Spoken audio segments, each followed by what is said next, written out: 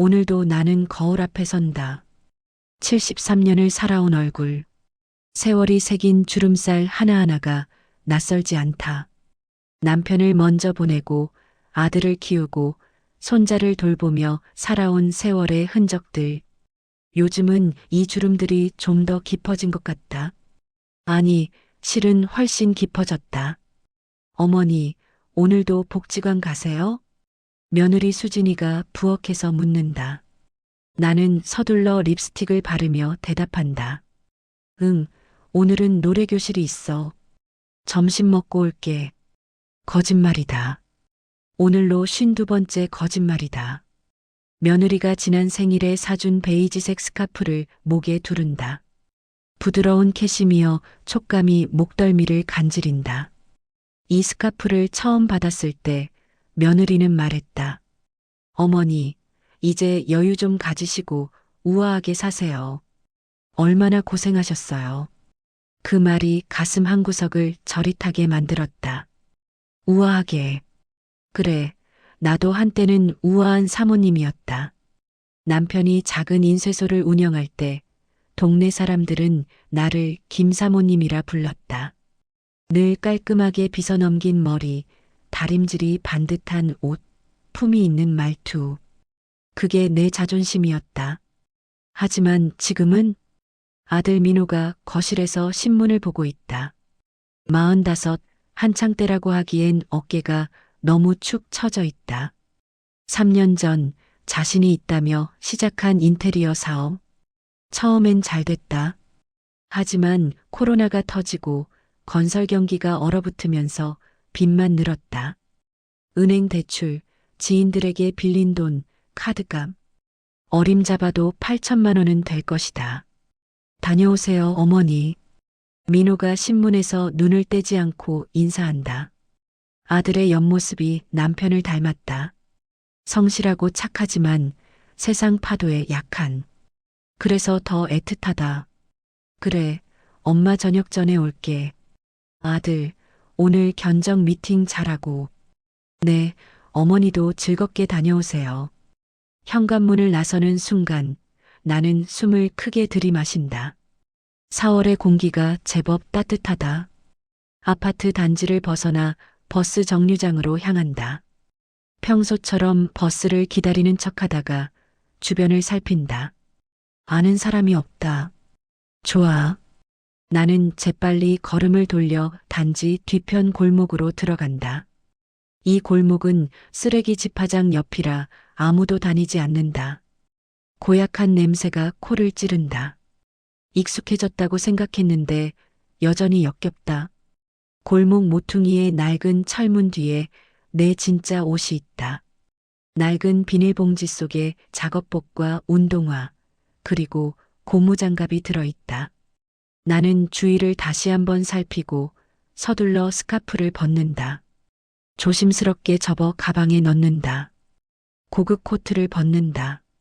그리고 그 밑에 입고 있던 검은색 후드티와 낡은 청바지 차림이 드러난다. 거울도 없는 이 골목에서 나는 매일 아침 변신한다. 우아한 김사모님에서 설거지 할매로 비닐봉지를 철문 뒤에 숨기고 나는 다시 걸음을 옮긴다. 골목을 빠져나와 반대편 버스를 탄다. 20분 거리의 시장통. 그곳에 내가 일하는 국밥집이 있다. 버스 안에서 손을 내려다본다. 굵어진 손가락 마디, 거친 피부. 류머티즘 때문에 아침마다 뻣뻣하다. 손가락을 오므렸다 폈다를 반복한다. 오늘도 버텨야 한다. 야, 김 여사. 늦었어.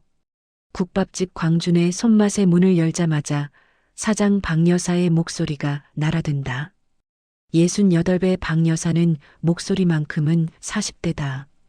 억척스럽고 거칠지만 나쁜 사람은 아니다. 미안해요, 박 사장님. 버스가 좀 막혀서. 막히긴 뭐가 막혀. 빨리 고무장갑 끼고 설거지나 해. 주방은 이미 아수라장이다. 아침 장사를 마친 뒤라 설거지할 그릇이 산더미다.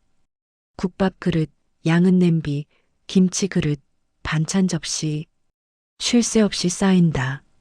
나는 앞치마를 두르고 고무장갑을 낀다. 노란색 고무장갑. 며느리가 선물한 고급 스카프와는 너무나 대조적이다. 뜨거운 물이 고무장갑 너머로 전해진다. 손목이 화끈거린다. 하지만 멈출 수 없다. 김 여사, 요즘 손 떨리는 것 같은데 괜찮아? 박 여사가 옆에서 팔을 썰며 묻는다. 아, 아니에요. 괜찮아요. 거짓말 마. 내가 보니까 자꾸 그릇 떨어뜨릴 뻔하잖아. 조심할게요. 야, 나이 70 넘어서 이 고생하는 거 자식들이 알아? 순간 손이 멈췄다. 박 여사는 아무것도 모른다. 내 아들이 힘들어하는 것도, 내가 왜 이 일을 하는지도, 자식들이 잘해줘서 걱정 없어요. 그냥 제가 심심해서 하는 거예요. 헛소리 마. 내가 봐도 여긴 돈 때문에 나온 거잖아. 그래도 뭐 각자 사정이 있는 거지. 박 여사는 그 말을 끝으로 다시 팔을 썬다. 나도 다시 설거지에 집중한다. 기름때가 잔뜩 낀 양은 냄비를 문지른다. 수세미가 닳아서 거의 남아있지 않다. 손톱으로 긁어낸다. 점심시간이 되자 손님들이 몰려든다. 여기요. 국밥 2개. 김치 더 주세요. 물 좀요.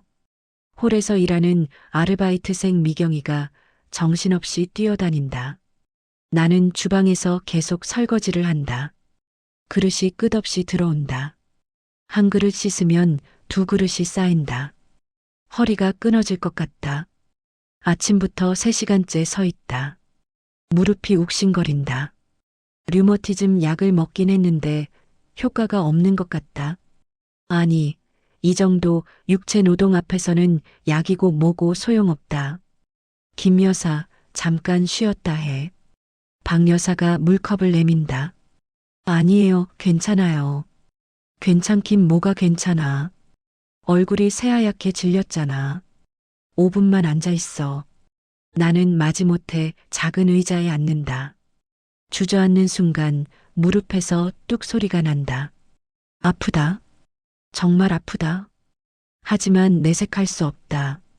박 여사에게 걱정을 끼치고 싶지 않다. 무엇보다 이 일을 잃고 싶지 않다. 하루 5시간, 주 6일. 한 달에 120만 원. 작은 돈이지만 이게 전부다. 이걸로 아들 책상 위에 20만 원씩 올려놓는다. 익명으로. 누군가 민호를 도와주는 것처럼 위장해서. 처음 시작한 건 3달 전이었다. 아들이 밤늦게 전화 통화하는 소리를 우연히 들었다. 형님, 죄송합니다. 다음 달까지만 기다려 주십시오. 제발이요. 절박한 목소리였다. 평생 제대로 된 부탁 한 번 안 해본 아들이 누군가에게 애걸하고 있었다. 그날 밤 나는 잠을 이룰 수 없었다. 이튿날 나는 집 근처 식당들을 돌아다녔다. 70 넘은 나를 받아줄 곳은 없었다. 10군데를 돌아다니고 결국 시장통까지 와서야 이곳을 발견했다. 나이가 어떻게 되시는데요? 69입니다. 나는 4살을 속였다. 박 여사는 나를 위아래로 훑어보더니 말했다. 건강은 괜찮아요? 튼튼합니다. 설거지가 만만치 않은데 할 수 있어요? 할 수 있습니다. 그렇게 시작됐다. 오후 3시. 일과가 끝났다. 박 여사가 오늘 품삯을 봉투에 담아 건넨다. 수고했어, 김 여사. 내일 봐. 네, 사장님. 내일 봐요.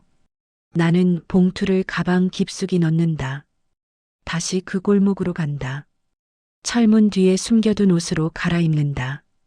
작업복을 벗고 다시 우아한 코트를 입는다. 스카프를 두른다. 머리를 빗는다. 립스틱을 바른다. 거울이 없어서 스마트폰 화면으로 내 얼굴을 확인한다. 화장이 지워진 얼굴. 피곤에 찌든 눈가. 하지만 스카프가 이 모든 것을 가려준다. 집으로 돌아가는 버스 안에서 나는 창밖을 멍하니 바라본다. 거리에는 사람들이 바쁘게 오간다. 젊은 엄마가 유모차를 밀며 웃고 있다. 저 엄마도 나처럼 아이를 키우며 늙어갈 것이다. 그리고 언젠가는 나처럼. 아니, 아니다.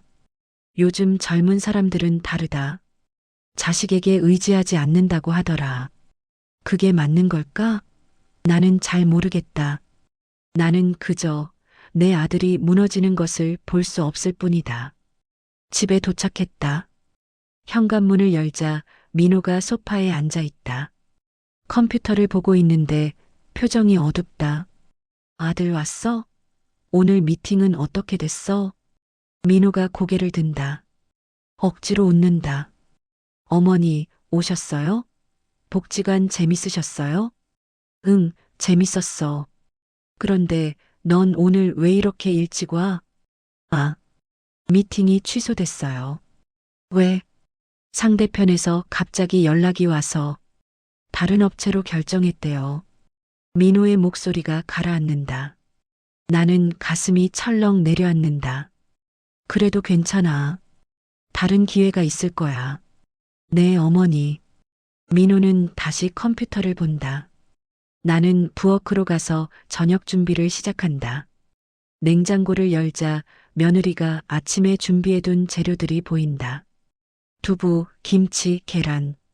김치찌개를 끓이기로 한다. 저녁 식사 시간. 민호와 수진 그리고 나. 셋이 둘러앉는다. 손자 준서는 학원에 갔다. 어머니, 오늘 반찬이 맛있네요.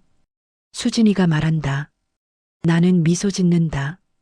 그래, 다행이다. 많이 먹어. 민호는 밥을 거의 먹지 않는다. 숟가락으로 밥알을 굴릴 뿐이다. 아들, 왜 안 먹어? 입맛이 없어?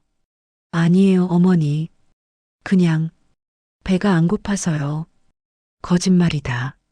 나는 안다. 민호는 걱정이 많을 때 밥을 먹지 못한다. 어릴 때부터 그랬다. 시험 기간만 되면 밥그릇을 밀어놓고는 커피만 마시며 공부했다. 식사 후 나는 설거지를 한다. 낮에도 설거지를 했는데 밤에도 설거지를 한다. 손이 거칠다. 고무 장갑을 끼지 않았더니 손등이 트고 있다. 핸드크림을 발라야겠다. 거실에서 민호와 수진이 이야기를 나눈다. 목소리를 낮췄지만 들린다. 여보, 이번 달도 힘들 것 같아요. 알아, 미안해. 내가 잘못했어. 아니에요. 당신 잘못이 아니에요. 그냥 어떻게 해야 할지 모르겠어요. 조금만 더 버텨줘. 다음 달에 큰 공사가 들어올 거야. 그러면 괜찮아질까요? 응, 괜찮아질 거야. 꼭. 하지만 민호의 목소리에는 확신이 없다. 나는 설거지를 멈추고 손을 씻는다. 방으로 들어가 가방을 연다. 오늘 받은 봉투가 있다. 펼쳐본다. 45,000원. 하루 품삯이다. 이걸 모아서 이번 달 말에 또 20만 원을 올려놓을 것이다. 민호의 책상 위에 익명의 후원자가 보낸 것처럼. 물론 민호는 의아해한다. 처음엔 누가 잘못 넣은 줄 알았다. 하지만 두 번째, 세 번째 받고 나서는 누군가 자신을 돕고 있다고 믿게 됐다. 옛날에 도와줬던 사람이 보답하는 거라고 혼자 위안 삼고 있다. 나는 봉투를 서랍 깊숙이 넣는다. 그리고 침대에 눕는다. 무릎이 욱신거린다. 허리도 아프다. 내일 아침이면 더 심해질 것이다. 하지만 일어나야 한다. 다시 거짓말을 해야 한다. 다시 우아한 척을 해야 한다. 창밖으로 보름달이 떠 있다. 저 달은 내가 20이었을 때도 40이었을 때도 그리고 지금도 똑같이 떠 있다. 하지만 나는 변했다. 한때는 예쁜 옷을 입고 남편과 데이트를 하고 친구들과 차를 마시며 웃던 젊은 여자였다. 지금은 고무장갑을 끼고 기름때를 닦고 무릎 통증을 참으며 사는 73 노파다. 하지만 후회는 없다. 이건 내 선택이다. 아들을 위한 사랑의 선택이다. 문득 민호가 어렸을 때가 떠오른다. 5살 때였다. 민호가 처음 자전거를 탔던 날. 넘어지고 울고 다시 일어나고 나는 뒤에서 자전거를 잡아주며 함께 뛰었다. 그러다 손을 놓았다. 민호는 혼자 페달을 밟았다. 그리고 외쳤다. 엄마, 나 혼자 할 수 있어요. 그날 민호의 웃음을 나는 평생 잊을 수 없다. 지금도 마찬가지다. 나는 뒤에서 민호를 잡아주고 있다. 민호는 모른다. 하지만 괜찮다. 민호가 다시 페달을 밟고 혼자 나아갈 수 있을 때까지 나는 엄마니까. 눈이 감긴다. 내일 아침 9시 나는 다시 우아한 가면을 쓸 것이다. 그리고 골목 뒤에서 그 가면을 벗을 것이다. 이것이 나의 이중생활이다. 이것이 나의 사랑이다. 석 달이 흘렀다. 나는 이제 이 이중생활에 익숙해졌다. 아침마다 거울 앞에서 립스틱을 바르고 골목에서 옷을 갈아입고 국밥집으로 출근한다. 손에 굳은 살은 더 두꺼워졌고 무릎 통증은 더 심해졌지만 익숙해졌다는 건 무섭다. 고통마저 일상이 되어버린다. 오늘은 유난히 손님이 많다. 점심시간 국밥집은 발 디딜 틈이 없다. 여기요. 국밥 3개요. 저희 먼저 주문했는데요. 물 좀 주세요. 홀에서 미경이가 정신없이 뛰어다닌다. 나는 주방에서 쉴 새 없이 그릇을 닦는다. 양은 냄비, 뚝배기, 반찬 그릇. 끝이 없다. 김 여사, 오늘 진짜 미친 것 같아. 박 여사가 국물을 끓이며 소리친다. 제가 더 빨리 할게요. 손이 미끄럽다. 비누 거품 때문이다. 조심해야 하는데 서두르다 보니 실수가 잦다. 뚝배기 하나가 손에서 미끄러져 바닥에 떨어질 뻔했다. 간신히 잡았다. 심장이 쿵쾅거린다. 그때였다. 주방 입구 쪽에서 익숙한 목소리가 들렸다. 사장님, 여기 국밥 4개 포장이요. 심장이 멎는 것 같았다. 저 목소리. 고개를 천천히 든다. 주방문 틈새로 홀이 보인다. 그리고 거기 카운터 앞에 서 있는 남자. 네이비 정장을 입은 30대 후반의 남자. 장 과장이다. 민호가 운영하는 회사의 거래처 직원이다. 3달 전 우리 집에 저녁 식사를 하러 온 적이 있다. 그때 내가 직접 불고기를 구워줬다. 장 과장은 사모님 손맛이 정말 좋으시네요 라며 연신 칭찬했었다. 그 장 과장이 지금 이 국밥집에 서 있다. 김 여사, 왜 그래? 안색이 왜 그래? 박 여사가 내 어깨를 툭 친다. 아, 아니에요. 괜찮아요. 나는 재빨리 고개를 숙이고 주방 구석으로 몸을 숨긴다. 선반 뒤, 냉장고 옆, 박 여사의 큰 몸뚱이 뒤. 어디든 좋다. 보이지만 않으면 된다. 여기 포장 4개 나갑니다. 미경이가 주방으로 고개를 들이밀며 소리친다. 알았어. 김 여사, 포장 그릇 좀 꺼내봐. 박 여사가 나를 부른다. 하지만 나는 움직일 수 없다. 선반 뒤에 웅크리고 앉아 숨을 죽인다. 김 여사? 야, 왜 그래? 박 여사가 다가온다. 내 얼굴을 들여다본다. 저 사람, 제가 아는 사람이에요. 나는 떨리는 목소리로 속삭인다. 뭐? 제발 나가지 못하게 해주세요. 저 사람한테 제가 보이면 안 돼요. 박 여사는 잠시 나를 바라보다가 고개를 끄덕인다.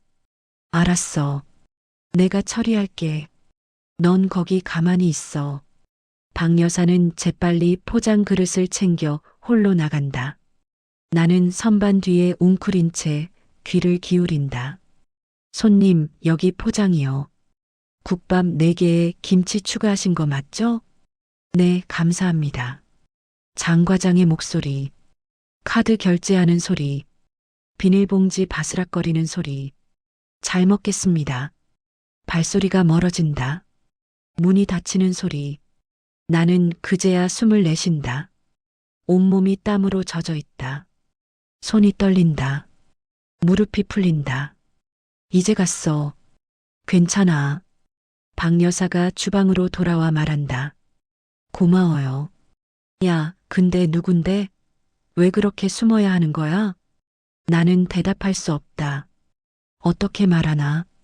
저 사람은 우리 집에 저녁 먹으러 왔던 사람이고 나는 그때 우아한 사모님이었으며 지금은 설거지 할매가 된 내 모습을 들키면 안 된다고? 그냥 옛날에 알던 사람이에요. 부탁이니까 아무한테도 말하지 말아주세요. 알았어, 알았어. 내가 입이 무거운 거 알잖아. 박 여사는 더 이상 묻지 않는다. 그게 고맙다. 나는 다시 설거지를 시작한다. 하지만 손이 멈추지 않고 떨린다. 그릇을 잡을 때마다 미끄러질 것 같다. 온 신경이 곤두서 있다. 혹시 장 과장이 다시 올까? 혹시 민호에게 말하지 않을까? 오늘 점심에 어머님이랑 똑같이 생긴 분을 봤는데 국밥집에서 설거지를 하고 계시더라고요. 아니다. 그럴 리 없다. 장 과장은 나를 보지 못했다. 설령 봤다고 해도 우아한 사모님과 설거지 할매를 연결짓지는 못할 것이다. 사람들은 보고 싶은 것만 본다. 하지만 불안하다. 점심시간이 끝나고 나는 화장실에 간다. 거울을 본다. 핏기 없는 얼굴, 지친 눈, 젖은 머리카락. 이게 나다. 73년을 살아온 김영순. 언제까지 이렇게 살 수 있을까? 언제까지 들키지 않을 수 있을까? 한 달이 지났다. 오늘은 월급날이다. 박 여사가 갈색 봉투를 건넨다. 수고했어, 김 여사. 이번 달도 고생했어. 봉투를 받는 순간 묵직한 무게가 손에 전해진다. 120만 원. 내가 한 달 동안 뼈를 깎으며 번 돈. 고마워요, 사장님. 야, 뭐가 고마워. 내가 일한 대가야. 근데 손 좀 봐. 진짜 거칠어졌다. 박 여사가 내 손을 잡는다. 거칠게 굳은 손. 손톱 밑은 깨끗이 씻어도 때가 남아있다. 손가락 마디는 부어있고 손등에는 화상 자국이 여기저기 있다. 괜찮아요. 이 정도는이 아니지. 핸드크림 좀 발라. 내가 하나 줄게. 박 여사는 서랍에서 핸드크림을 꺼내 내 손에 쥐어준다. 고마워요. 그래, 조심해서 들어가. 내일 봐. 나는 국밥집을 나와 골목으로 향한다. 항상 그랬던 것처럼 옷을 갈아입는다. 하지만 오늘은 기분이 다르다. 가방 속 갈색 봉투 때문이다. 버스를 타고 집으로 가는 동안 나는 창밖을 본다. 저녁 해가 지고 있다. 붉은 노을이 아름답다. 남편이 살아있을 때 우리는 가끔 저녁 산책을 했다. 손을 잡고 노을을 보며 걸었다. 여보, 우리 나이 들어도 이렇게 함께 걷자. 남편이 그렇게 말했다. 하지만 남편은 65에 세상을 떠났다. 심장마비였다. 갑작스러웠다. 아침에 출근하려다가 현관에서 쓰러졌다. 나는 구급차를 불렀지만 이미 늦었다. 그 이후로 나는 혼자가 됐다. 민호가 어머니, 저희랑 같이 사세요라고 했을 때 나는 거절했다. 젊은 부부에게 짐이 되고 싶지 않았다. 하지만 3년 전 민호의 사업이 어려워졌을 때 나는 스스로 함께 살자고 제안했다. 명목상으로는 손자를 돌보기 위해서였다. 하지만 진짜 이유는 민호를 지켜보고 싶었기 때문이다. 집에 도착했다. 현관문을 열자 민호가 소파에 앉아 있다. TV를 보고 있는데 표정이 밝다. 아들, 무슨 좋은 일 있어? 어머니, 오늘 계약 하나 성사됐어요. 정말? 네. 작은 거긴 한데 그래도 오랜만에 성사된 계약이에요. 계약금도 들어왔어요. 민호의 목소리에 활기가 돈다. 오랜만에 보는 웃음이다. 잘했다, 아들. 정말 잘했어. 나는 민호의 어깨를 두드린다. 민호가 내 손을 잡는다. 어머니, 제가 이번 달엔 생활비 좀 더 드릴 수 있을 것 같아요. 아니야, 괜찮아. 엄마는 돈 쓸 데도 없어. 넌 그 돈으로 빚부터 갚아. 하지만 엄마가 괜찮다잖아. 넌 내 일만 신경 써. 민호는 고개를 끄덕인다. 그리고 다시 TV를 본다. 나는 방으로 들어간다. 침대에 앉아 갈색 봉투를 연다. 120만 원. 만원짜리 지폐 120장. 하나하나 세어본다. 이 돈으로 무엇을 할까? 예전 같으면 백화점에 가서 예쁜 옷을 샀을 것이다. 친구들과 차를 마시며 케이크를 먹었을 것이다. 미용실에 가서 머리를 손질했을 것이다. 하지만 지금은 다르다. 나는 20만 원을 꺼낸다. 나머지 100만 원은 서랍에 넣는다. 다음 달에 또 20만 원을 보탤 것이다. 그리고 그 다음 달에도 20만 원을 작은 흰 봉투에 넣는다. 그리고 책상 서랍에서 편지지를 꺼낸다. 떨리는 손으로 글을 쓴다. 민호 씨에게 힘내세요. 당신을 응원하는 사람이 있습니다. 익명으로 필체를 바꿔서 민호가 알아보지 못하게 봉투를 봉한다. 그리고 거실로 나간다. 민호는 여전히 TV를 보고 있다. 수진이는 부엌에서 저녁 준비를 하고 있다. 아들, 엄마 잠깐 복지관 친구 집에 다녀올게. 네, 지금요? 저녁 먹고 가시죠. 아니야, 금방 올게. 잠깐만 다녀올 거야. 나는 서둘러 외출복을 입는다. 흰 봉투를 가방에 넣는다. 그리고 집을 나선다. 하지만 복지관 친구 집에 가는 게 아니다. 아파트 1층 로비로 간다. 엘리베이터 앞 의자에 앉아 기다린다. 30분쯤 지났을까? 민호가 엘리베이터를 타고 내려온다. 편의점에 가는 모양이다. 민호가 밖으로 나가자 나는 재빨리 엘리베이터를 타고 올라간다. 우리 집 앞에 선다. 열쇠로 조용히 문을 연다. 거실이 비어 있다. 수진이는 부엌에 있다. 나는 발소리를 죽이고 민호의 작은 서재로 간다. 책상 위에 흰 봉투를 올려놓는다. 그리고 다시 조용히 나온다. 어머니, 벌써 오셨어요? 현관에서 수진이의 목소리가 들린다. 나는 당황한다. 아, 응. 친구가 집에 없더라. 그래서 그냥 왔어. 아, 그러세요? 저녁 차릴게요. 그래, 고마워. 심장이 두근거린다. 들킬 뻔했다. 하지만 괜찮다. 무사히 봉투를 놓았다. 저녁 식사 후 민호가 서재에 들어간다. 잠시 후 거실로 나온다. 손에 흰 봉투를 들고 있다. 여보, 이것 봐. 뭔데요? 또 왔어. 익명의 돈. 수진이가 눈을 크게 뜬다. 진짜요? 또요? 응. 이번에도 20만 원이야. 대체 누가 보내는 거예요? 모르겠어. 아마 옛날에 내가 도와줬던 사람인 것 같아. 민호는 봉투를 소중히 들고 있다. 그 모습을 보는 내 가슴이 뭉클해진다.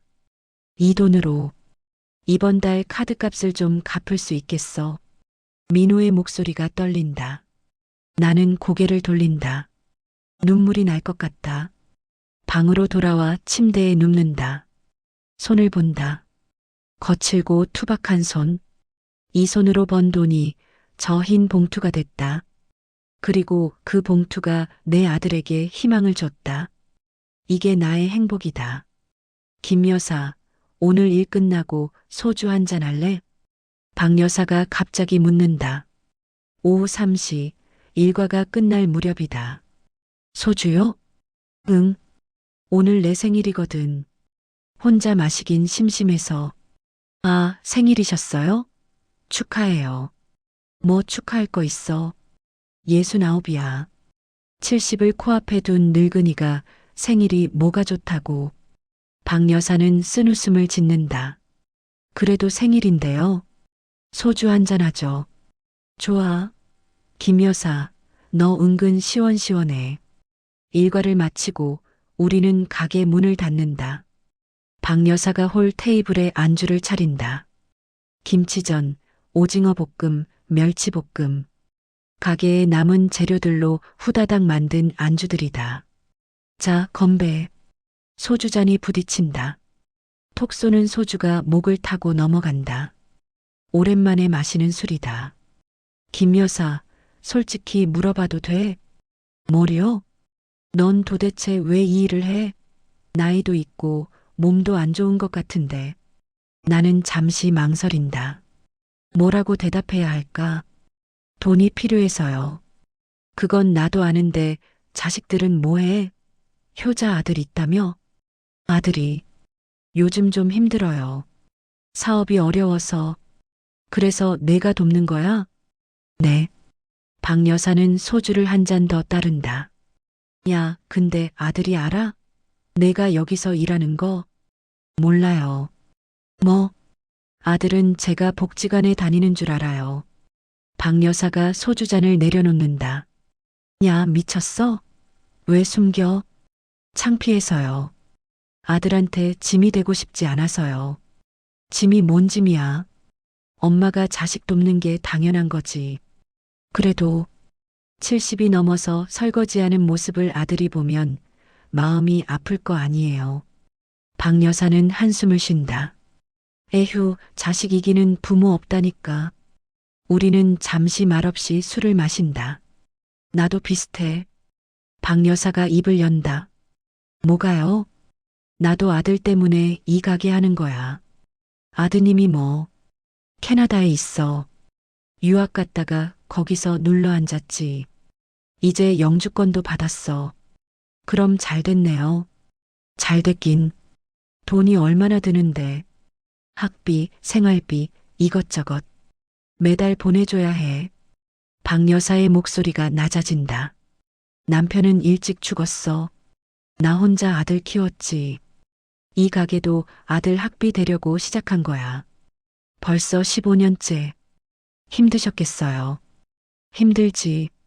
근데 뭐 어쩌겠어. 엄마니까. 박 여사가 소주잔을 비운다. 김 여사, 우리 참 비슷해. 둘 다 자식 위에 고생하는 늙은이들. 그러게요. 근데 말이야, 이게 맞는 걸까? 우리가 이렇게 사는 게. 나는 대답하지 못한다. 나도 모르겠어요. 나도 모르겠어. 근데 그만둘 수도 없잖아. 자식이 힘들어하는데 어떻게 모른 척해. 박 여사의 눈가가 붉어진다. 우리가 바보야, 김 여사. 자식 때문에 우는 바보들. 나도 눈물이 난다. 참으려고 해도 눈물이 흐른다. 울지 마. 나까지 울겠어. 박 여사가 눈물을 닦는다. 나도 눈물을 닦는다. 근데 김 여사, 하나 약속해. 뭐려? 몸 상하면서까지 일하지 마. 내 무릎 내가 봤어. 많이 안 좋더라. 병원 가봤어? 아니요. 야, 병원 가. 꼭. 약속해. 네. 그리고 언젠가는 아들한테 말해. 숨기는 거 힘들잖아. 그건 아직. 알았어, 알았어. 내 맘대로 해. 근데 약속해. 무리하지 마. 박 여사가 내 손을 잡는다. 거친 손. 나와 똑같은 손. 우리 둘 다 오래 살아야 해. 자식들이 잘 되는 거 봐야 하니까. 네, 사장님. 야, 오늘만큼은 말 놓자. 우리 동갑내기나 다름없잖아. 그럼 언니. 그래, 동생. 우리는 웃는다. 눈물 섞인 웃음이다. 소주병이 비었다. 박 여사가 편의점에서 한 병 더 사온다. 우리는 밤늦게까지 술을 마신다. 야, 근데 김 여사. 응? 너 술 세다. 나보다 더 마시잖아. 옛날에 남편이랑 자주 마셨거든. 남편 보고 싶어? 가끔요. 나도. 내 남편도 술 좋아했어. 같이 마시면 항상 먼저 취했지. 그럼 내가 업어서 집에 갔어. 우리 남편도 그랬어요. 남자들은 다 똑같아. 우리는 또 웃는다. 밤 10시가 넘어서야 가게를 나선다. 박 여사가 택시를 잡아준다. 조심해서 가. 내일 봐. 네, 언니. 오늘 고마웠어요. 뭐가 고마워? 나도 좋았어. 택시를 타고 집으로 가는 동안 창밖을 본다. 밤거리가 조용하다. 오늘은 술을 마셔서 그런지 마음이 조금 가볍다. 박 여사, 나와 같은 처지의 사람, 자식 때문에 고생하는 엄마. 우리는 말이 통했다. 서로의 아픔을 이해했다. 집에 도착했다. 조용히 현관문을 연다. 거실 불이 꺼져 있다. 모두 잠든 모양이다. 방으로 들어가 침대에 눕는다. 술 기운에 머리가 어지럽다. 하지만 기분은 나쁘지 않다. 오늘 나는 친구를 만났다. 진짜 친구를. 그리고 깨달았다. 나는 혼자가 아니라는 것을. 세상에는 나처럼 살아가는 사람들이 있다는 것을. 그것만으로도 위로가 된다.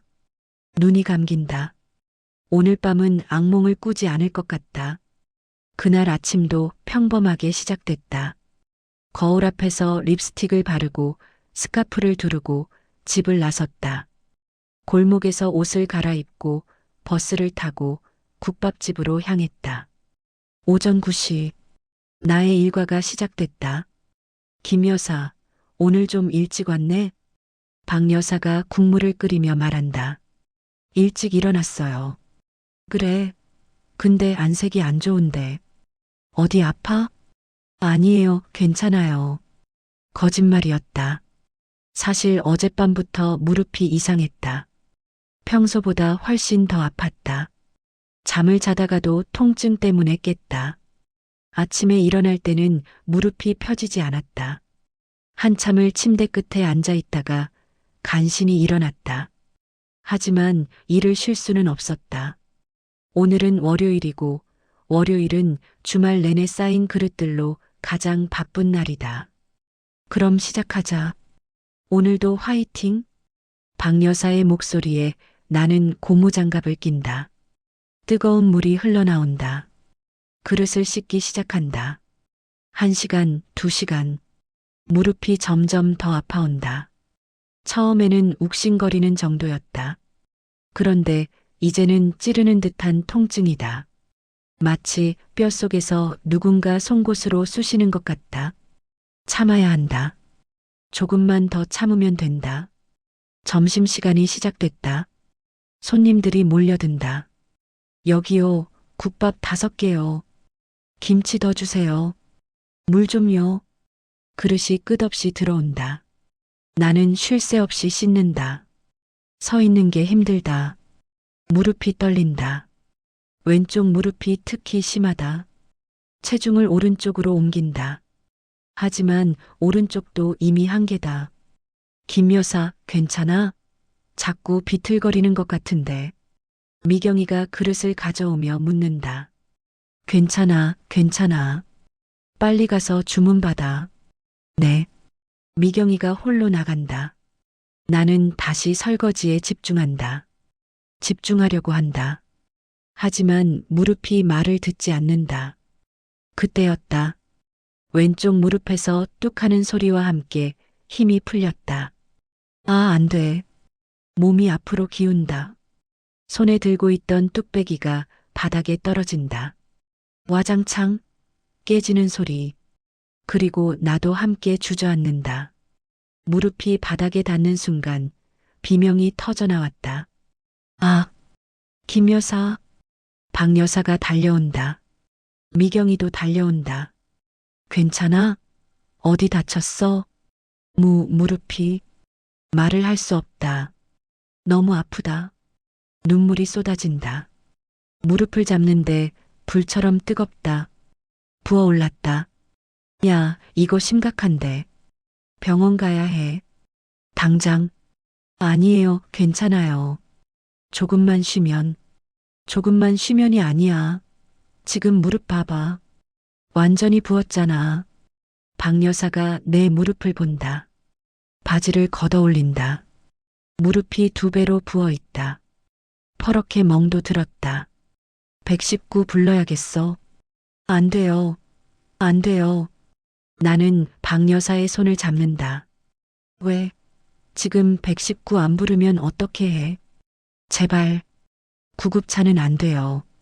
아들이 알게 돼요. 그게 지금 중요한 게 아니잖아. 제발요, 사장님. 그냥 택시로 가면 안 돼요? 박 여사는 한숨을 쉰다. 에휴, 알았어. 미경아, 택시 좀 잡아줘. 네. 미경이가 밖으로 뛰어나간다.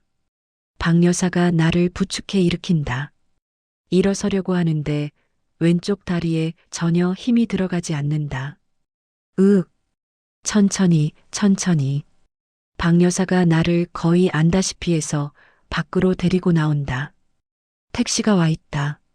어디 가세요? 병원이요, 빨리요. 택시는 재빨리 출발한다. 나는 뒷좌석에서 무릎을 꼭 잡는다. 아프다. 정말 아프다. 눈물이 멈추지 않는다. 김 여사, 울지 마. 괜찮을 거야. 박 여사가 내 등을 토닥인다. 병원 가면 괜찮아질 거야. 걱정 마. 하지만 나는 무릎이 걱정이 아니다. 들킬까봐 걱정이다. 아들에게 알려질까봐 두렵다. 병원에 도착했다. 응급실이다. 간호사들이 달려온다. 휠체어에 앉는다. 어떻게 다치셨어요? 주방에서 넘어졌어요. 박 여사가 대신 대답한다. 보호자 연락처 좀 주세요. 간호사가 묻는다. 제가 보호자예요. 박 여사가 말한다. 아니, 가족 연락처를 주셔야 해요. 제가 가족이에요. 제 전화번호 드릴게요. 박 여사가 자신의 전화번호를 알려준다. 간호사는 의아한 표정을 짓지만 더 이상 묻지 않는다. X-레이를 찍는다. 의사가 온다. 무릎 인대가 많이 손상됐습니다. 노화로 인해 약해진 상태에서 무리하셨나 봐요. 얼마나 심각한가요? 박 여사가 묻는다. 당분간은 절대 무리하시면 안 됩니다. 최소 1달은 쉬셔야 해요. 물리치료도 받으셔야 하고요. 1달. 1달을 쉬어야 한다니. 일은 할 수 있나요? 내가 묻는다. 무슨 일 하세요? 주방에서 일해요. 절대 안 됩니다. 지금 상태로는 서 있는 것도 힘드실 거예요. 쉬셔야 합니다. 의사는 단호하게 말한다. 처방전을 받고 목발을 빌린다. 박 여사가 나를 부축해 택시에 태운다. 집 주소 알려줘. 내가 집까지 바래다 줄게. 아니에요, 괜찮아요. 혼자 갈 수 있어요. 말도 안 돼. 지금 무릎이 저 모양인데 어떻게 혼자 가? 정말 괜찮아요. 택시에서 내리는 것만 도와주시면 돼요. 박 여사는 한참을 나를 바라보다가 한숨을 쉰다. 김 여사, 넌 정말. 에휴. 택시가 우리 아파트 앞에 선다. 박 여사가 나를 부축해 내린다. 정말 괜찮겠어? 혼자 올라갈 수 있어? 네, 걱정 마세요. 고마워요, 사장님. 고맙긴. 조심해서 올라가. 그리고 1달 푹 쉬어. 알았지? 네. 박 여사는 택시를 타고 떠난다. 나는 혼자 남는다. 목발을 짚고 천천히 아파트 로비로 들어간다. 엘리베이터를 탄다. 12층. 우리 집 층수다. 현관 앞에 선다. 열쇠를 꺼낸다. 손이 떨린다. 문을 열면 아들이 있을 것이다. 뭐라고 말해야 하나. 복지관에서 넘어졌어. 괜찮아. 그렇게 말하면 될까? 나는 숨을 깊이 들이마신다. 그리고 문을 연다. 현관문을 여는 순간 민호가 거실에서 벌떡 일어난다.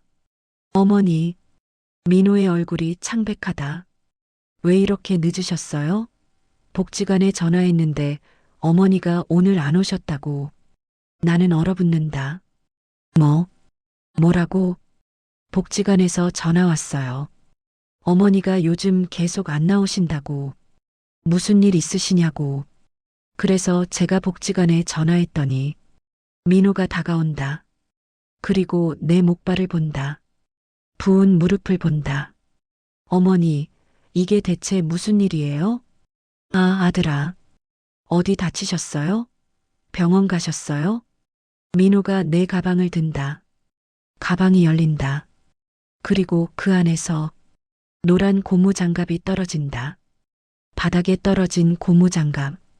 젖어 있는 기름때가 묻은 고무장갑. 민호가 그것을 본다. 이건 뭐예요? 그건 말이 나오지 않는다. 민호가 가방을 더 뒤진다. 파스가 나온다. 진통제가 나온다. 그리고 작업복이 나온다. 어머니, 민호의 목소리가 떨린다. 어머니, 이게 대체 뭐예요? 복지관 안 가신 거예요? 그럼 어디 가신 거예요? 아들아, 그게. 어머니, 민호가 소리친다. 나는 움찔한다. 사실대로 말씀해 주세요. 어머니, 대체 어디서 뭐 하신 거예요? 나는 입술을 깨문다.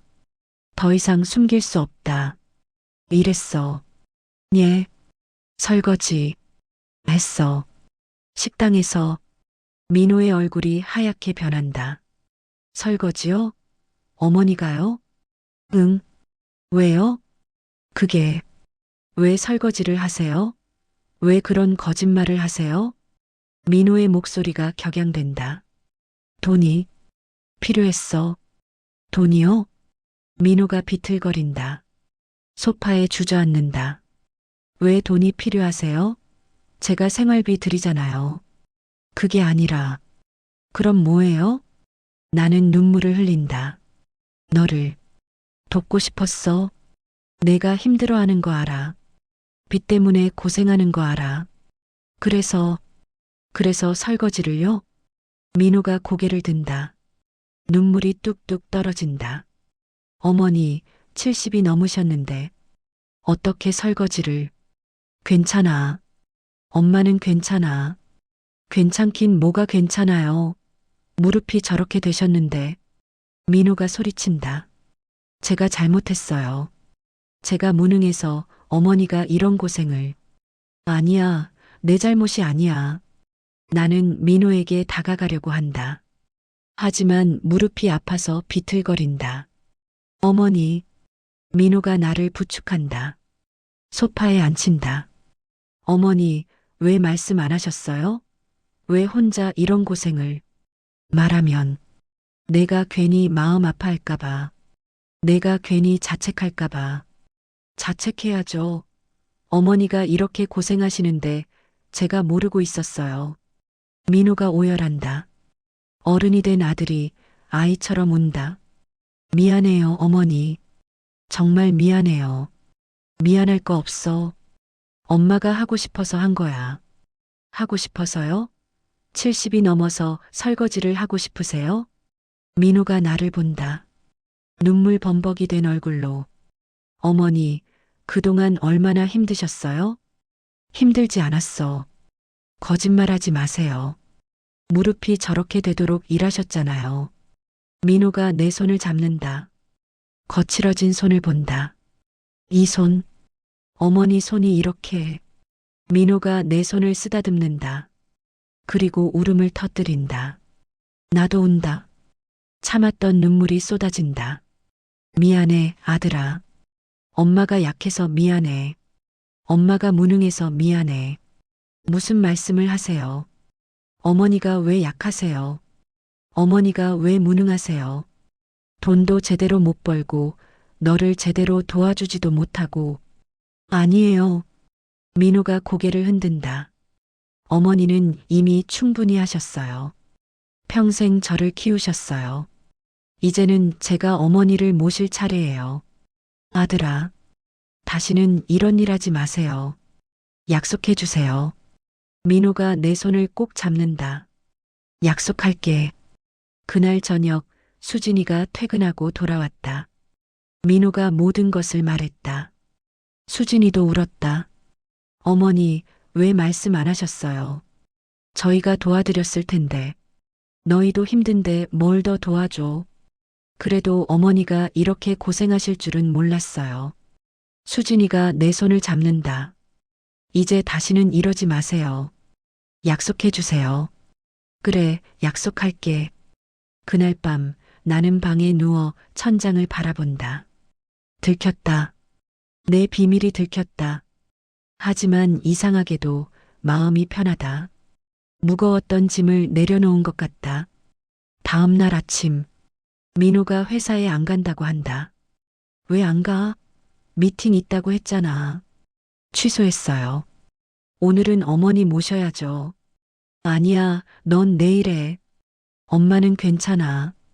괜찮지 않아요. 병원 가셔야 해요. 민호는 단호하다. 결국 나는 민호와 함께 병원에 간다. 정형외과 전문의를 만난다. 무릎 상태가 좋지 않습니다. 류머티즘도 있으시고 인대도 손상됐고요. 당분간은 절대 무리하시면 안 됩니다. 의사가 설명한다. 물리치료를 받으시면서 천천히 회복하셔야 합니다. 최소 2달은 잡으셔야 해요. 2달. 더 길어졌다. 처방을 받고 물리치료를 예약한다. 집으로 돌아오는 길 민호가 말한다. 어머니, 제가 생각한 게 있어요. 뭔데? 어머니가 번 돈, 그게 제 책상 위에 있던 돈이죠? 나는 대답하지 못한다. 익명의 후원자가 보낸 거라고 생각했는데 어머니였어요. 맞죠? 그래. 민호가 한숨을 쉰다. 어머니, 그 돈 쓰지 않을게요. 모아둘게요. 왜? 빚 갚는 데 써야지. 아니에요. 그 돈은 어머니가 고생해서 번 돈이잖아요. 제가 어떻게 써요? 아들아, 엄마가 너 주려고 번 돈인데. 그래도 안 돼요. 민호는 고개를 흔든다. 그 돈으로 어머니 무릎 치료하세요. 그리고 어머니가 드시고 싶은 거 사드세요. 아니야, 그건. 어머니. 민호가 나를 본다. 제가 이제부터 잘할게요. 더 열심히 할게요. 그러니까 어머니는 이제 쉬세요. 제발이요. 민호의 눈에 눈물이 고인다. 평생 고생하셨잖아요. 아버지 돌아가시고 나서도 혼자 저 키우시느라 얼마나 힘드셨어요. 이제는 좀 쉬셔야죠. 엄마는 괜찮아. 아직 건강해. 건강하지 않으세요. 무릎이 저 모양이잖아요. 민호가 목소리를 높인다. 어머니, 제발 이제 좀 쉬세요. 저 때문에 더 이상 고생하지 마세요. 나는 입을 다문다. 더 이상 무슨 말을 해야 할지 모르겠다. 집에 도착해서 나는 방에 누워 있다. 무릎은 여전히 아프다. 하지만 무릎보다 더 아픈 건 마음이다. 나는 이를 잃었다. 더 이상 아들을 도울 수 없다. 그날 저녁 문을 두드리는 소리가 난다. 어머니, 들어가도 돼요? 그래, 들어와. 민호가 들어온다. 손에 뭔가를 들고 있다. 이거 박 여사님이 보내신 거예요. 작은 상자다. 민호가 상자를 건넨다. 열어본다. 과일이 가득 들어있다. 그리고 쪽지가 하나 있다. 김 여사, 푹 쉬어. 걱정 마. 내 몫은 내가 대신할게. 빨리 나와서 놀러와. 마이너스 박. 눈물이 난다. 박 여사, 나의 친구. 어머니, 박 여사님이 전화하셨어요. 걱정 많이 하시더라고요. 그랬구나. 그리고 이거. 민호가 봉투를 하나 더 꺼낸다. 박 여사님이 어머니 급여라고 주셨어요. 이번 달 못 채운 날짜분이래요. 뭐? 받으라고 하시던데요. 어머니가 고생한 만큼 받으셔야 한다고. 나는 봉투를 받는다. 무겁다. 민호야. 네, 어머니. 엄마가 자존심이 세서 그래. 너한테 짐이 되고 싶지 않아서, 초라한 모습 보이고 싶지 않아서, 그래서 거짓말했어. 알아요, 어머니. 근데 말이야, 엄마도 늙었지만, 너에게 우산이 되어주고 싶었어. 목이 메인다. 비가 올 때 우산이 되어주고 싶었어. 바람이 불 때 바람막이가 되어주고 싶었어. 그게 엄마니까. 어머니. 근데 엄마가 약해서 미안해. 무릎도 약하고 힘도 없고. 아니에요. 민호가 나를 안는다. 어머니는 강해요. 세상에서 제일 강한 사람이에요. 아니야, 엄마는 약해. 아니에요. 강해요. 민호가 내 등을 토닥인다. 70이 넘어서 설거지를 하시고 무릎이 아픈데도 참으시고 저 때문에 모든 걸 참으셨잖아요. 그런 어머니가 약하다고요?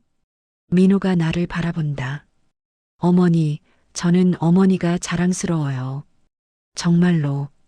고마워, 아들아. 우리는 한참을 안고 있었다. 어머니와 아들. 서로를 위해 울고 있는 두 사람. 그날 밤 나는 오랜만에 편히 잔다. 무릎은 아프지만 마음은 편하다. 비밀은 사라졌다. 이제 더 이상 거짓말을 하지 않아도 된다. 그리고 깨달았다. 진짜 자존심은 혼자 모든 걸 감당하는 게 아니라 사랑하는 사람에게 약한 모습도 보일 수 있는 용기라는 것을. 나는 더 이상 우아한 가면을 쓰지 않아도 된다. 그리고 깨달았다. 진정한 우아함은 겉모습이 아니라 진심에서 나온다는 것을. 진정한 사랑은 숨기는 게 아니라 함께 나누는 것이라는 것을. 진정한 행복은 혼자 견디는 게 아니라 함께 웃는 것이라는 것을. 1년 후, 영순이네 손맛 반찬은 이제 지역 유명 브랜드가 됐다. 박 여사도 함께 유튜브 채널을 운영하며 박순자의 국밥 이야기로 구독자 20만 명을 돌파했다. 김영수는 여전히 매일 아침 거울 앞에 선다. 하지만 이제는 거짓말을 하지 않는다. 립스틱을 바르고 스카프를 두르고 당당히 집을 나선다. 작은 주방 사무실로 출근한다. 골목 뒤에 숨겨뒀던 낡은 고무장갑은 액자에 넣어 사무실 벽에 걸어두었다. 시작의 증표라는 제목과 함께 민호의 사업도 조금씩 나아지고 있다. 빚을 다 갚지는 못했지만 희망이 보인다. 무엇보다 가족이 함께 웃을 수 있게 됐다. 준서는 친구들에게 자랑한다. 우리 할머니는 유튜버야. 수진이는 영순에게서 요리를 배우며 며느리와 시어머니가 아닌 친구가 됐다. 그리고 박 여사. 두 노년의 여성은 이제 단순한 사장과 직원이 아니라 진정한 친구가 됐다. 일주일에 한 번씩 만나 소주를 마시며 인생을 이야기한다. 김 여사, 우리 진짜 멋지게 늙고 있지? 그러게, 언니. 우리 참 잘 살고 있어. 나중에 우리 이야기로 드라마 만들어도 되겠어. 무슨 드라마? 그냥 평범한 엄마 이야기인걸. 평범하긴. 70 넘어서 유튜버하고 사업하는 게 평범해? 둘은 웃는다. 어느 봄날 오후, 김영수는 집 근처 공원 벤치에 앉아 있다. 따뜻한 햇살이 얼굴을 비춘다. 한 젊은 여성이 다가온다. 혹시 영순 할머니 맞으세요? 네, 그렇습니다. 와, 진짜다. 할머니 영상 정말 좋아해요. 저희 엄마랑 같이 맨날 봐요. 그래요? 고마워요. 근데 할머니, 여쭤봐도 돼요? 그럼요. 젊은 여성이 조심스럽게 묻는다. 할머니는 어떻게 그렇게 용기를 내셨어요? 나이 들어서 새로운 걸 시작하는 게 쉽지 않았을 텐데. 김영수는 잠시 생각한다. 용기라. 거창한 건 아니었어요. 그냥 사랑하는 사람을 위해 할 수 있는 일을 했을 뿐이에요. 그게 대단한 거 아닌가요? 대단한 게 아니라 당연한 거죠. 엄마니까. 김영순이 미소 짓는다. 그리고 알았어요. 나이는 숫자일 뿐이라는 걸. 진짜 중요한 건 내가 무엇을 하고 싶은지, 누구를 사랑하는지예요. 젊은 여성의 눈에 눈물이 맺힌다. 할머니, 저도 용기 낼게요. 하고 싶은 일 있는데 나이 때문에 망설였거든요. 그래요, 해봐요. 후회하지 말고. 네, 할머니. 감사합니다. 건강하세요. 젊은 여성이 떠나고 김영수는 다시 혼자가 된다. 하늘을 본다. 구름이 천천히 흘러간다. 나는 행복하다. 진심으로 그렇게 생각한다. 73년을 살면서 이렇게 행복했던 적이 있었던가. 아들을 낳았을 때 행복했다. 남편과 결혼했을 때 행복했다. 하지만 지금 이 순간이 가장 행복하다. 왜냐하면 이건 나를 위한 행복이기 때문이다. 오전 9시 나는 더 이상 우아한 가면을 벗지 않는다. 왜냐하면 이제는 가면이 필요 없으니까. 있는 그대로의 나로 충분히 아름답다는 걸 알았으니까. 김영수는 벤치에서 일어난다. 집으로 돌아갈 시간이다. 내일 아침 또 새로운 하루가 시작될 것이다. 요리를 하고 영상을 찍고 가족과 웃을 것이다. 그리고 그것이 나의 일상이고 나의 행복이고 나의 인생이다. 73살 김영순. 오늘도 나는 당당히 산다. 진정으로 우아하게. 오늘 이야기가 당신 마음에도 작은 위로와 용기가 되었으면 좋겠어요. 들어주셔서 고맙고 혹시 제 이야기가 괜찮았다면 구독과 좋아요 조심스럽게 부탁드릴게요. 당신의 손길 하나가 저에게는 큰 힘이 되거든요. 그럼 다음 이야기에서 또 만나요. 오늘도 따뜻한 하루 보내세요.